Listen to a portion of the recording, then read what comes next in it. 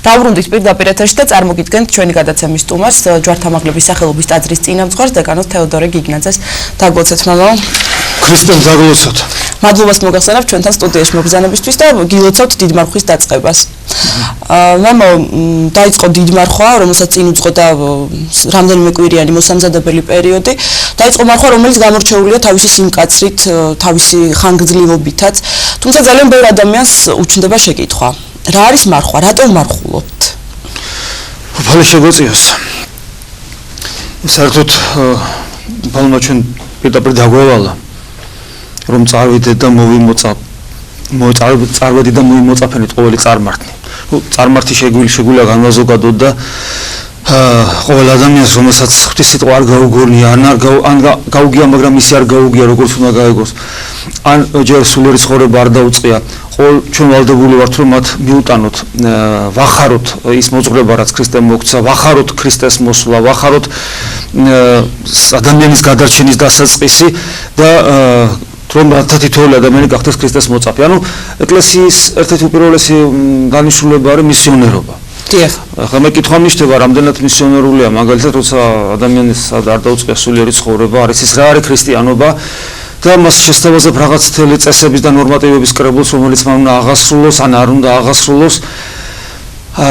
და ამით რამდენად შეიძლება ის ეკლესიაში მოვიდეს და ღვთისძიება დაიწყოს.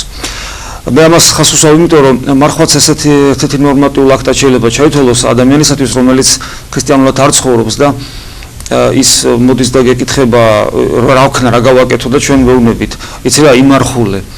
ასე შემდეგ, კიდე სხვა რაღაც წესს ჩამოუთვლით და ადამიანი შეიძლება ვერ მოხდეს რა შეა საქმე. კიდევ ცოტა უფრო რომ დავაკონკრეტო რასთან აქვს საქმე. ასე ნორმატიული აქტები ვახსენე. არ შეიძლება ქრისტიანობა წარმოჩენილი იქნას და დახასიათებული იქნას უარყოფითი თვალსაზრისით. მე რას გულისხმობ? არ შეიძლება ამ რაღაც ჩამონათვალი გვაქვს, თქვა ცოდვას უწოდებთ ჩვენ, არ შეიძლება ამის გაკეთება, ესე არ უნდა გააკეთო, ესე არ უნდა მოიქცე. მთელი უარყოფითი დახასიათება ჩვენი ქრისტიანობისა, თუ რა არ უნდა გააკეთო. ანუ მივეჭრებით ადამიანს და ეს არ უნდა გააკეთო, ეს არ უნდა გააკეთო, ეს არ უნდა გააკეთო, ხო, კაი არ უნდა გავაკეთო. აბა რა გავაკეთო? ადამიანი იკითხავს. და მე ჩვენ ქრისტიანობას შეიძლება დაუხასიათოთ დადებითად, მაგრამ დადებით ჭყალებში ჩავსვავ. რა უნდა გააკეთო?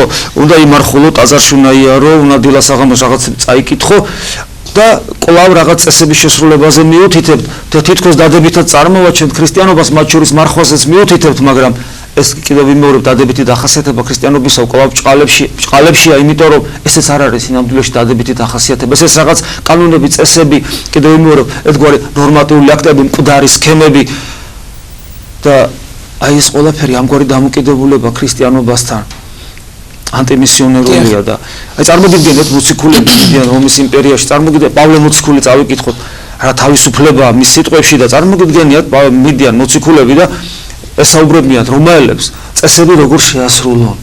ხო, სასაცილო იქნებოდა, რომ ვის მოაქცევდნენ, როგორ დაიჩოქებდა გროზი რომის იმპერია, როგორ მოუდრეკდა მუხლს, გალილეელ მოძღვარს, მოდი ესე ვთქვათ, თუ ესენი მივიდოდნენ მოციქულები და რაღაც ნორმატიულ აქტებს შესთავაზებდნენ.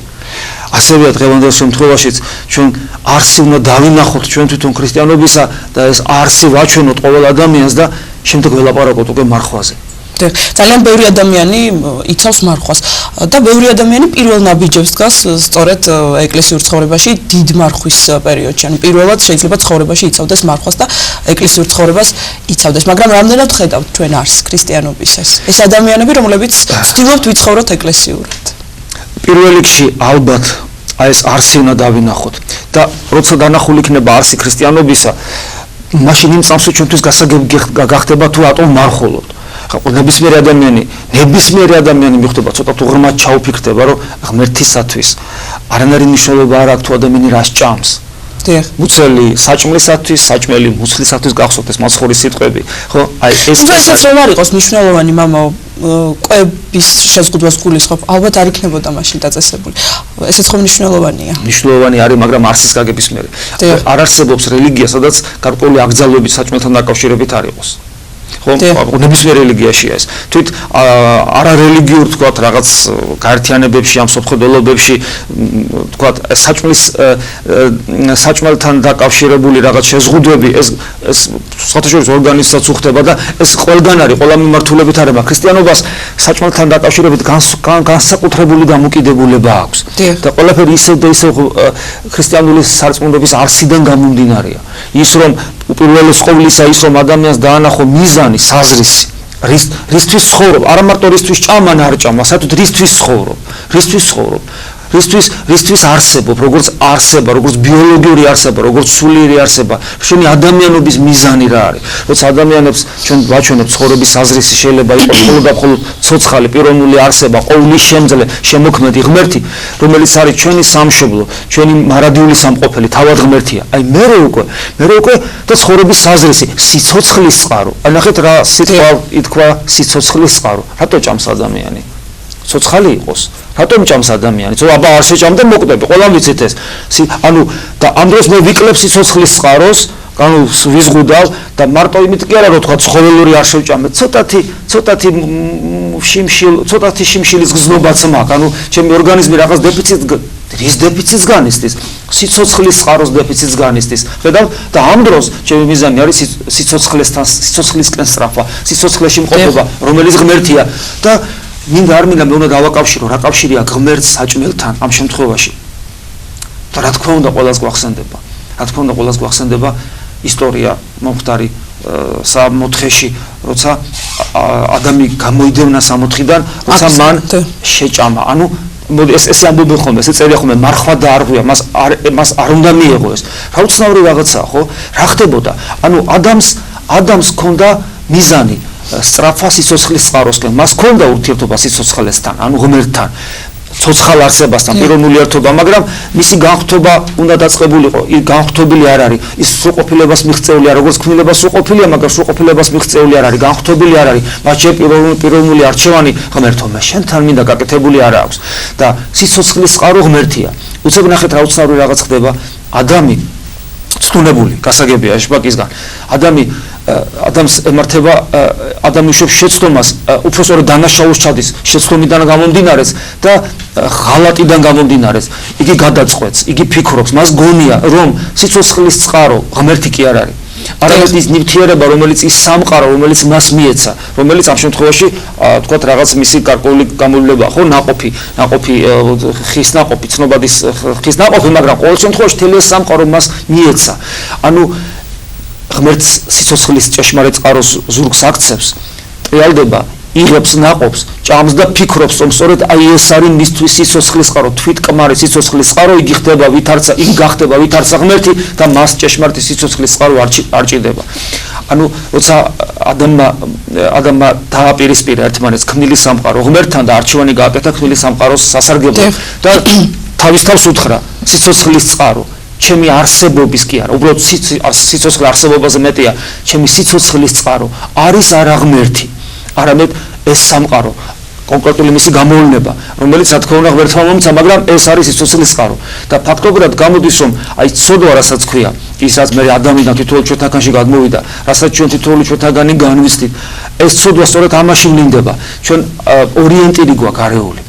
ჩვენთვის სიცოცხლის წყაროც მიზანიც ამ სიცოცხლის მიღწევის საშუალებას და ბედნიერებას და ყველაფერი უკავშირდება მიწიერ სამყაროს და ღმერთი დავივიწყეთ და ამიტომ არის რომ როცა მაცხოვარი ქადაგებას თავის მოღვაწეობას იწყებს მარხვით იწყებს და როდესაც სატანა მას ეუბნება რომ პურად გადააქციოს იქ ხაზგასმით უარყოფს ამ წინადადებას, ასევე სხვა საშუალებებსაც სატანისგან მოცემულს და გარდა ამისა გახსოვთ მასხურის კიდევ ერთი ადგილი ამასენდა სამარიტელ დედაკაცთან საუბრისას, რომ მე მაქვს ჭამადი, რომელიც თქვენ არიცით, ანუ ის პური არსობისა, რა არის პური არსობისა? პური არსობისა. მამაოჩვენოში ჩვენ ვამბობთ პური არსობისა, ხო? პური არსობისა მიწიერი გაგებით ვიგებ ძალიან ხშირად, გასაგებია ჩვენ ბიოლოგიურ არსებობას ეს ჭირდება მიწიერი პური, მაგრამ ჭეშმარიტი არსობის პური თავად ღმერთია. ამიტომ მე თუ ეს დამოკიდებულება, ანუ ესმით მარხვის დანიშნულება რა არის, ის ორიენტირი, რომელიც ჩემში უკვე დაბადებიდან დებს, რომ მთელი ყველაფერი ჩემი მობილიზებულია იქით კი რომ მე ეს სამყარო, რომელიც მე მოდი ესე ვთქვა, საკვებად მომეცა, მთელი ეს სამყარო ჩემია. ხო, ზოგს პირდაპირ გაგებით საკვებად ვიყენებ, ზოგს სხვანაირად ჰაერს უნდქავ წყალი, ეს სამყარო მე საკვებად მომეცა. ანუ ეს უბედურება მჭირს და ღმერთი ხშირად მოვიწყდება ქრისტიანობა მე მასწავლის, რომ ნელ-ნელა ჩემი ორიენტირი გასწორდეს ღმერთისაკენ და მარხვის დანიშნულება ეს არის. გასაგებია რომ მე საჭმელს საზდელს ბოლომდე ვერ მოვიკლებ. თუმცა ეკლესიის ისტორიაში ჩვენ ძალიან ბევრი მაგალითი ვიცით, საოცარი მაგალითი, როდესაც მარიამ ეგვიპტელი გამახსენდა, ხო, რამდენი კიდე მოღვაწე მამა, შიომღვიმელი გამახსენდა, რომელიც თითქმის აღარაფერს ჭამდნენ, მაგრამ მაინც არსებობდნენ და ცოცხლობდნენ, მაგრამ ეს ძალიან მაღალი საფეხურებია. ჩვენ დონეზე ჩვენთვის მარხვა რა არის? აი ამ ორიენტირის შეცვლა ჩვენში, ვექტორის შეცვლა ჩვენში, ჩვენ მივიღოთ, დავიჯეროთ და მე გამოცდილებით ვიცოდეთ, რომ სიცოცხლის წყარო არის არა ეს სამყარო, არამედ ღმერთი. ამიტომ იგივე მარხვაში მე როცა რაღაც სიამოვნებას ვიკლებ, ან როცა ცოტათი შიმშილის განცდა მაქვს, უნდა ვიცოდეს რისთვის ამაქვს. მე აი ამ შიმშილის განცდით ვიყურები ღმერთისაკენ და მისგან ველოდები. ყველაფერს, მათ შორის განძღომასაც, რომელიც სულიერით იწყება და ხორცში გადადის, სიხარულსაც, ბედნიერებასაც, სიამოვნებასაც, ყველაფერს ის ასაც თითქოს მე აქედან ველოდები, აქედან ვიღებ ვიციდან ღმერთისგან ველოდები. ეს არის მარხვის არსი. აი ამ განწყობით, აი ამ შემართებით, ცოცხალი ღმერთისაკენ სწრაფით ვიწყებ მარხვას და ასეთ შემთხვევაში უკვე ადამიანი შეგნებულად მარხურობს, გაცნობიერებული აქვს რას აკეთებს და მისთვის მარხვა არის არა სიმძიმე, არამედ ერთგვარი სიხარული. ამიტომ ულოცავთ, რომ ჩვენ ღმერთის ძიების რაღაც საოცარი სტიმული გვეძლება და შემდეგ მარხვა თავდება, შემდეგ აი ამ ორიენტირებს ვცდილობთ, ამ ეს ორიენტირები არ გავაღვიოთ, კვლავ შევინარჩუნოთ. რომ იქ როცა მარხვის პერიოდი არის, როცა ადამიანი აღარ იკლებს საზდელს, ეს ორიენტირი მაინც გქონდეს. შემდეგ ისევ მოდის მარხვა და აი ესე სანამ ცოცხლები ვართ, ვსწავლობთ ღმერთისაკენ, როგორ ვისწრაფოთ, როგორ ვეძებოთ და აი ამაში რა თქმა უნდა ძლიერი იარაღია მარხვა. მაგრამ ესე იგი სულიერი მარხვა არის უმთავრესი. ანუ თუ კი ჩვენ ვაცნობიერებთ არსს და დანიშნულებას მარხვისას, ნიშნავს თუ არა იმას, რომ უნდა გავხდეთ უფრო კაცმოყვარენი, უფრო მიმტევებელნი, უფრო მომთმენი და რამდენად ემჩნევა ხოლმე ჩვენს ცხოვრებას ეს ცვლილება? აი ელისაბეთ, როგორ შეიძლება წარმოვიდგინოთ, რომ ადამიანი იწყებს სწორედ რელიგიურ ცხოვრებას, მისი მიზანი ხდება ემსგავსოს ქრისტეს, უყვარს, ცდილობს ისწავლოს მისი სიყვარული, აქედან გამომდინარე ცხოვრების ორიენტირს ცვლის, თლიან ორიენტირს, შინაგან ორიენტირს, ეს გარენა შეიძლება არც ეტყობოდეს. თქვა, შენ დაждდება, გახსნილდება, ხო? ჩვეულებრივად ჭამს ხორცი, ცოტა ღვინოს დალევს სხვებთან ერთად, მაგრამ შინაგანი ორიენტირი აქვს შეცვლილი, ამას მარხვაში განსაკუთრებულად ავარჯიშებს, როგორ წარმოგიდგენიათ ესეთი ადამიანი არ აკონტროლებდეს საკუთარ გულის მდგომარეობას და არ ცდილობდეს მაცხოვარს მიემსგავსოს და არ ებრძოლოს საკუთარ თავში არსებულ ვნებებს, რომელიც აი ამ დარღვეული ორიენტირიდან გამომდინარე, როცა ღმერთს მოწყდი და არ დაიცვას სულიერი მარხვა, რაც შენ თქვი. ანუ ის რომ ესე იგი მეავლაგმო არა მხოლოდ კუჭი და გემოთ მოყვარეობა, არამედავლაგმო ჩემი თვალი, ჩემი გონება, ჩემი ენა, ჩემი განკითხვისრული შური, სიამაყე, ანგარება და სხვა ის ყველაფერი მრისხანები, გაღიზიანების ცოდვა, სხვადასხვა არაწმინდა გულისხმები, რომელიც ჩემ ადამიანურ ღირსებას შეურაცხყოფს. თავისთავად ცხადია. რა თქმა უნდა, იმ სულიერის გარეშე ამ ხორციელს უბრალოდ აზრი არ აქვს, თავისთავად ცხადია. თუმცა ცნობილია მამაო, რომ მარხვაში ძლიერდება ბრძოლები, ამაზე წმინდა მამებიც საუბრობენ და თითოეულ ადამიანსაც ეს გამოუწვდება, ვისაც ასე თუ ისე ერთი ნაბიჯი მაინც გადაუდგამს ეკლესიურ ცხოვრებაში. აი მარხვის პერიოდში როგორ უნდა დავთრგუნოთ ეს, ასე ვთქვათ, ალბათ ორი ტიპის ბრძოლა იქნება მარხვის პერიოდში. ასე ხისტად რო გავყოთ. პირველი ტიპის ბრძოლა არასწორი ბრძოლა, რომელიც არ არის ალბათ არ არის ეშმაკისგან, ეს უფრო ჩვენი დაცემული ბუნებისგან არის და ჩვენ ხშირად შეიძლება ბრძოლები გონია. ანუ რა ტიპის ბრძოლები შეიძლება იყოს პირველ შემთხვევაში, როდესაც ადამიანი არასწორად მარხულობს, ანუ როცა ის ორიენტირი არ აქვს ღმერთისაკენ, არის ის რასაკეთებს და საზდელისაგან მოკლებას თავისთავად რაღაც ისეთ მისტიურ ელფერს აძლევს, რომ აი ეს ამის ჭამა შეიძლება, ამის არ შეიძლება. აი მაკარონში რამდენიმე მილიგრამები კვერცხის ნაწილი შეიძლება იყოს და ხო დავიღუპე. იქ თქვათ, ესე იგი ხორციანი თქვათ იმ თეთრ რაღაცა იდო ისეთი და ეხლა მოკლედ გესმით აი ესეთი პედანტური არაჯანსაღი მიდგომა, როცა რაღაც სულმანებს ყურადღებას ვაქცევ, როცა ვთვლი რომ მთავარი ეს გარეგანი მხარეა და არსი არ ვიცი, ამას შეიძლება ჩემში გამოიწვიოს, ნუ ხა ამას მოშვიდება გაღიზიანებულია, და სუფრაზე დაჯდა ადამიანი და იქ ერთი ფხალიდობს დაანჩენი ხორცეულობა, არავინ არ მახულობს მარტო შენ გვერდზე იმ ხორცის ჭამელმა, რომელმაც რამდენიმე თებში ხორცი ჭამა, კიდე შენ ფხალით შეგიჭამა და საერთოდ გაბრაზდები. ანუ, როდესაც აი ეს ზედაპირულად უყურებ, ამას შეიძლება გამოიწვიოს გაღიზიანებები, ნუ მოგშივდა იქ რაღაცა იქ პრობლემა შეიქმნა, ვერ ნახე სამარხო საჭმელი, კიდევ უფრო გაღიზიანდი და ეს რა თქმა უნდა და მე სახში დაცოფეს უყველა ეს ბრძოლები შენი ვნებებიდან გამომდინარეა და მას სულიერ ბრძოლათან ნაკლები კავშირი აქვს, მაგრამ როდესაც ადამიანი სწორედ დაიწყებს მარხვას, როდესაც ქრისტეს ერთგულებით დაიწყებს, კიდევ ვიმეორებ, არა რაღაცა ჭამი არ ჭამე, არამედ ორიენტირის ცვლის შინაგანად ხას უსავდა, აი თუ რაღაცა არ ჭამე, რაღაცა არ ვისია, მომშივდა ეს ყველაფერი ჩემი განძღე მინდა ღმერთით, მე მშია და მწყურია ღმერთი, მინდოდეს მშიოდეს და მწყუროდეს ღმერთი, როცა აი ესეთი განწყობით ახარ, აი მე რო კი ეშმაკილობას დაინახავს, მე რო კი იწყება ნამდვილი ბრძოლები. ნამდვილი ბრძოლები მხოლოდ ამის მერე იწყება, იმიტომ რომ ხედავს ეშმაკი რო ხელიდან უსხლტები. და უკვე ბრძოლები აი ხა ეშმაკის ბრძოლები როგორია, ეს თითოეულ ადამიანს თვითონ თავის გამოცდილება უნდა ქონდეს მოძღვართან ურთიერთობით, ეს გაცილებით რმაა და გაცილებით უფრო რაფინირებული მეომარია ეშმაკი, ვიდრე შენი დაცებული ბუნება და აქედან გამომდინარე ის უფრო სხვანაირად იბრძვის, მაგრამ თუ ადამიანს ის ორიენტირი არ დაერღვა, თუ ადამიანს კავშირი ექნა ეკლესიასთან, მოძღვართან, ამ ბრძოლებსაც დაძლევს. და თუ ამავე დროს კიდე გვახსოვს სიტყვები, როგორ დაიძლევა თავად ბოროტი. უფალი როგორ ამბობს, ლოცვითა და მარხვითა. ანუ მარხვას, როცა ლოცვა თანსდებს, ლოცვას მარხვა, ოღონ მარხვაც უნდა ვიცოდეთ რას ნიშნავს და ლოცვაც უნდა ვისწავლოთ. ლოცვა როცა არ იცი, ანუ ღმერთთან ურთიერთობა, ესეც უკვე ცალკე პრობლემაა და ამიტომ ეს ორივე ერთდროულად უნდა გქონდეს, რომ დავამარცხოთ გავიმარჯვოთ იმ ბრძოლებში, რომელიც უკვე ეშმაკს ექნება ჩვენ წინააღმდეგ ასეთ შემთხვევაში. აი ესეთი რაღაც ხშირად გვემართება ხოლმე, როდესაც თქვათ მარხულობთ და ხედავთ მეორე ადამიანს, რომელიც არ მარხულობს, რაღაც ერთგვარი დამცინავი ურება, ზემოდან გადახედვა, ირონიით, რაღაც შეიძლება რაღაც თქმაც კი, განკითხვა. ეს გარდა იმისა, რომ ეს სულიერად არასწორი მდგომარეობაა, ჩვენი უცოდინრობაც არის, რომ პავლე მოციქული, აი ხშირად არის ხოლმე, როცა ესეთი პრობლემებია სულიერ საკითხებზე, იმ წამსვე წარმოჩინდება ის, რომ ჩვენ არ ვიცით ხოლმე წმინდა წერილი, როცა ადამიანს ესემართება, მან წმინდა წერილი არ იცის, როდესაც ეკლესიას უკვე აკურთხებს, რომ ვიკითხოთ, პავლე მოციქული პირდაპირ ამბობს, მჭამელი არ ამჭამდეს და არ ამჭამელი მჭამელს ნუ განიკითხავ. თავისი უფლის წინაშე დგას კაცო და განებე თავი, იგება ის როგორი მადლიერებით ჭამ, შენ არ იცი, ჩვენ არა გვაქვს ამის უფლება. არა გვაქვს ამის უფლება, სხვის გარეგან ცხოვრებას ჩავერით, იმიტომ რომ мотиваცია არ ვიცი. და საერთოდ თუ ადამიანი არ მარხულობს, იმიტომ რომ არ იცის არსი მარხვისა და არ ვიცი, არ მესმის. და შენ თუ მარხულობ, მაგრამ ასევე არც შენ არ იცი არსი და გარეგნულად მარხულობ, დიდი განსხვავება გონია შენსა და იმ ადამიანს შორის, ვინც ჭამს, არაფერი განსხვავება არ არის. ჩვენ ხომ ადამიანის გულს ვერ ხედავთ. რა თქმა უნდა, ასე რომ განკითხვა ყველა შემთხვევაში ეს არასულიერადაც არასწორია და ცოდნაც, ესე იგი ნიშნავს, რომ ჩვენ ქრისტიანული ცოდნა და გამოცდილება არ აქვს. მაგრამ ბოლო დროს რაღაცნაირად თითქოს გამარტივდა მარხვა. გულისხმობ იმას, რომ მე კვების თვალსაზრისით მინდა გკითხოთ, კურთხევა მაქვს, თქვათ, რძის ნაწარმზე კურთხევა მაქვს რაღაც სხვადასხვა პროდუქტზე და აი რაღაცნაირად თითქოს ძალიან მარტივი გახდა. ამაზე რას გამარტივდა, არა მარტო მაგით გამარტივდა, შეიძლება კუჭი მაწუხებს და ამიტომ გამარტივდა ეს ჯანმრთელობის პრობლემა ხო არის ხოლმე. ნუ როცა ხარ ადამიანის ჯანმრთელობის პრობლემა აქვს, თუ ადამიანი თვითონ აი რაღაც პრობლემა აქვს ჯანმრთელობის, რომელსაც შეიძლება მარხვა მაინდამაინც არ ავნოს.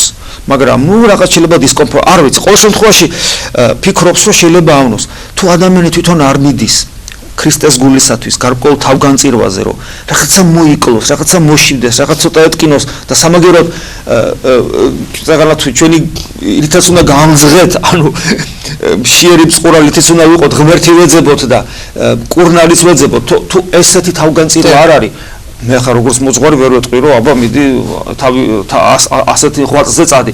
ეს მისი არჩევანია, თუ ის მეტყვის, რომ სამედიცინო თვალსაზრისით მე პრობლემა მაქვს, ჩვენ რა შეგვიძლია ეს გმირობა ყოველთვის პირადი გადაწყვეტილება და ინდივიდუალურობა. ანუ ეს ერთია და ხო, რა თქმა უნდა, როცა ადამიანი სუსტია სულიერად და ეშინია ყველაფრის და თავგანწირვაზე ვერ მიდის, ოფიცერს არ შეუძლია უთხრას ჯარისკაცს ტანკში შეუვარდი. თუ თვითონ უნდა შეუვარდეს და თვითონ ჯარისკაცს ვერ ეთქვეს ტანკში შეუვარდნა ეს არ არის ბრძანება რომელიც ოფიცერმა უნდა გასცეს ეს თვითონ ადამიანის გადასაწყვეტია აი რაც შეეხება მეორე ტიპის გამარტივებას როცა აი ეს სამარხო საკვები ძალიან რაფინირებული გახდა და უკვე აღარ ვიცით როგორ ნუ აქაც უკიდურესობებია თქვა გავიგეთ რომ სამარხო ნამცხვარი აბა როგორ შეიძლება ჭამო მოხდის უფრაზე და დაგიდეს ნამცხვარი და იქ კატეგორიული რომ ესე გამოხატე შენი დამოკიდებულებას ნუ ესეთი აფიშირებაც ხო არ არის სწორედ რომ დაგიდეს სამარხო ნამცხვარია შენთვის მოამზადა დიასახლისის სიყვარულისათვის გაშინჯე ეს ანუ უკიდურესობა როცა ესე ხაზგასმით უარყოფ ამ ყველაფერს ან მეორე უკიდურესობა როცა პირიქით ამაზე ხარ გადასულ სახში საკუთარ თავს უმზადებ ამ რაღაც გურმანულ რაღაც საზდელს რომ ემოციურ დადგმას საწყობ ნიშნავს ეს ნიშნავს ხო რა თქმა უნდა ეს ნიშნავს კიდევ სწორად ამ არასწორად დამოკიდებულებას და კიდევ იმას რომ აი სად რამდენი გრამი ცხოველური თითქოს ამაზე იყოს დამოკიდებული ეს აბსურდია ამაზე არ არის ამაში არ არის საქმე ეს პირობითი გაყოფა მე ვიცი ხალხი რომელიც ხსნილშიც კი ხორცს არ ჭამს და ხსნილშიც კი თქვა ერთი ახლობელი მყავს რომელსაც აი ვერ იტანს ვერც ხაჭაპურს ვერც ხორცს უყვარს ლობიანი როგორც თქვა მე შეიძლება ხაჭაპური მიყვარს და ეხლა მარხვა რო დაიწყო იმისთვის მოკლედ ბედნიერება იმიტომ რომ ლობიანები დახვდება ანუ ეხლა ლობიანი დააკრძალოს ამ შემთხვევაში არა ხო ხა მაგრამ ეს ხომ ისე პირადი ანუ ეს გაყოფა ცხოველური და არაცხოველური რაღაც ხისტი პირობითი გაყოფა რომელიც მარხვის არს არ წარმოაჩენს გასაგებია ჩვენ ესე ვაკეთებთ ახლა იმას არ ნიშნავს ჩვენ ხორცი ვჭამოთ მაგრამ ეს გაყოფა მაინც პირობითია და არს არ წარმოადგენს და ჩვენ ამ პირობითობას არსი მივანიჭეთ რომ ეს არის თითქოს არსი ცხოველური ცხიმების გრამები და აი ეს არის შეცდომა. მამო თუ კი მოვახერხეთ არსის დანახვა გაცნობიერება მარხვის დანიშნულების და რაღაც ორიენტირების შენარჩუნება მარხვაში შემდეგ გვიჭირს ხოლმე გაგრძელება იგივე სულისკვეთებით და იმ მადლს რაც შეიძლება მარხვაში მოვიპოვეთ და რაღაცნაირად ჩვენშია გაედინება ხოლმე მარხვის ყოველთვის თითქოს ეკლესიის წიაღსაც ისე ხშირად აღარ დავდივართ და გარდა ამისა ჩვენი ცხოვრების წესიც იცვლება ეს ხშირად გვემართება პირველსავე აი აღდგომა მოდის ხო ანშობა და უშუალოდ სადღესასწაულო ლიტურგიაზე წირვის მერე ხოლმე მრევლს ვეუბნები რომ აბა ეხლა თქვენ იცით ეხლა მაინც პირველსავე სუფრაზეს ყველაფერს წყალში ნუ ჩაყრით და მიუხედავად ამ გაფრთხილებისა ყველა მიცის ეს რომ პირველსავე სუფრაზე ადამიანები ჩათრებიან და ყველაფერს წყალში ყრიან მაგრამ მე კითხვა მიჩნდება ყველაფერი წყალში ჩაყარა ადამიანმა რომელმაც 48 დღე იმარხულა ეზიარებოდა ხშირად ბოლოსაც ეზიარა და პირველსავე დღეს დათვრა და ყველაფერი წყალში ჩაყარა ღვინო კი არ და ღვინოს დალევა ცოდვა არ არის დათვრა ანუ მე აღარ ვამბობ რას მსგავსებით ამ დროს მე კითხვა მიჩნდება ყველაფერი დაკარგა ვამბობთ და რამდენად სწორია რა დაკარგა და რა მოიპოვა როგორ რაღაც ძნელად დასაჯერებელია ამ ადამიანმა ამ გარეგნულის მიღმა ცოცხალი ღმერთის ზიება დაიწყო და მას ჰქონდა განცდა ცოცხალი ღმერთისა მასთან ურთიერთობის სწავლა დაიწყო ამ ურთიერთობის ცდილობა ქონა და უფალი როგორია აი ხო უძღებიშვილი ერთნაბის გადადგავდა მორბის და აქეთ ჩაგეხუტება ხო აი ეს გამოცდილება ქონდა და ესე ადვილად პირველსავე სუფრაზე ესე დაამთავრა ალბათ აქაც გარეგნული იყო ესე დროს მას ჯობია გარეგნული ყოფილიყო და მე ესე დათვრა იმიტომ რომ თუ ეს შინაგანი იყო და მან მიიღო გამოცდილება ღმერთთან ურთიერთობისა გაიცნო ღმერთი ცოტათი მაინც როგორც არა მსაჯულია რომელიც რაღაცებს გიწესებს ნორმატივებს გიდგეს არამედ როგორც ცოცხალი მოსიყვარულე мама და მაშინ მაინც ეს გააკეთე ეს უარესია იმიტომ რომ მაშინ მოღალატე ხარ ამიტომ მე მეჩვენია ხოლმე რომ ამ ადამიანს საერთოდ არ ესმოდეს ქრისტიანობა და აი ესე იქიდან გამომდინარე იყოს ეს მისი პირველი სავე დღეს ეს ყველაფრის დაკარგვა ვიდრე გაუგია მიიღო განიცადა და მე უღალატა აი ესეა ყველა შემთხვევაში ჩვენ უნდა ვეცადოთ სწორედ აი ამას რომ გავიაზროთ თითოეულ არაფერი შემთხვევით ეკლესიაში არ ხდება არაფერი და მათ შორის მარხვასთან ერთად ეს გარეგანი მსახურება ხო განსაკუთრებული მსახურება არ არის ამ დროს წირვის დროს ეს დიდ მარხვაში განსაკუთრებული სინანულის საგალობლები პირველ შეწირული საოცრად თბილი და ტკბილი და სინანულით აღსავსე ლიტურგიები ეს ყველაფერი შესაძლებლობაა მხოლოდ შესაძლებლობაა რომ ჩვენ ამის მიღმა დავინახოთ არსი თუ არსი არ დავინახეთ თავის გავსებით ადამიანს რომელსაც დასვა ველოტრენაჟორზე თუნდაც კაი ჰაერი იყოს გარშემო, ეს კალორიებს აწვავს, სპიდომეტრიც აჩვენებს და ყველაფერს აკეთებს როგორც ველოსიპედზე მჯდომი, მაგრამ სინამდვილეში არსად არ მიდის. და ჩვენ ვეუბნებით, რომ იცი უნდა გადმოჯდე ველოსიპედზე, რომ ყველაფერს იგივეს აკეთებ, მაგრამ უკვე მიდიხარ, იმიტომ რომ ქრისტე არ არის ადგილი, მან არ თქვა რომ მე ვარ ადგილი, მან თქვა მე ვარ გზა. ხოლო აი ამ ყველაფრის მიღმა რაც გარეგნულად არის, ჩვენთვის ერთგვარი მექანიზმი მოგცა ეკლესიამ, ღმერთმა ეკლესიის სახით მექანიზმი, რომელშიც უნდა ჩაჯდე, მაგრამ წახვიდე. ამით უნდა ჩვენ წავიდეთ. თუ არ წავედით, ეს მექანიზმი ჩვენ რო გადაგვარჩენს, ეს საოცრად მომართული მექანიზმი. ხოლო თუ ჩვენ ჩავჯდებით და წავალთ, მაშინ უკვე დავინახავთ ქრისტეს როგორც გზას. და მაშინ უკვე ყველაფერი შეიძენს და მართლაც იქნება მისალოცი. იმიტომ რომ ჩვენ გვეცოდინება, რომ ეხლა უფრო მეტად ვარჯიშობთ იმაში, რომ ჩვენი ორიენტირი კიდევ უფრო მეტად შეიცვალოს და კიდევ უფრო მეტად ჩვენი გული გათბეს ცოცხალი ღმერთისადმი სწრაფითა და სიყვარულით. ძალიან დიდი მადლობა საინტერესო საუბრისთვის, დაგლოცეთ. არც ერთი წამი ქრისტეს გარეშე. დიდი მადლობა.